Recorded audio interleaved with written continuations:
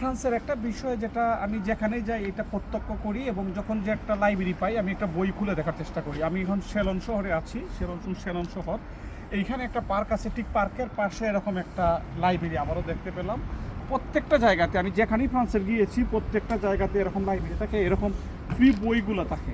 এই বইগুলো যে কেউ চাইলে নিতে পারে, কোনো টাকা পয়সা কোনো কিছু লাগে না।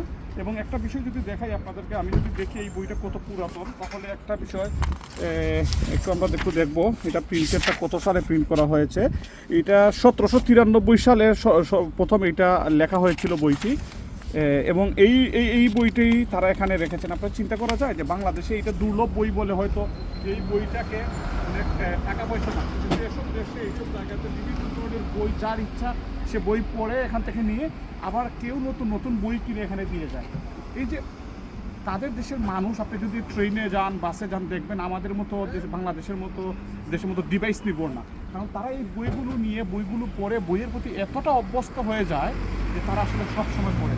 আমরা হয়তো রাস্তাঘাটে ঠিক এরকম করতে পারবো না, কিন্তু আমরা যদি স্কুল ভিত্তিক লাইব্রেরিটা যদি জোরদার করতে পারি, বইয়ের পরিমাণ বাড়াতে পারি এবং ছাত্রছাত্রীদেরকে যদি আমরা নির্দেশনা দিতে পারি প্রতিষ্ঠানের মাধ্যমে যে তোমাদেরকে সপ্তাহে অন্ততপক্ষে একটা বই পড়তে হবে, তাহলে এই ডিভাইস নির্ভরতা থেকে বের হয়ে আমি আশা করি বই নির্ভরতার দিকে যাবে একটা প্রজন্ম আসলে ভালোভাবে গড়তে পারবে।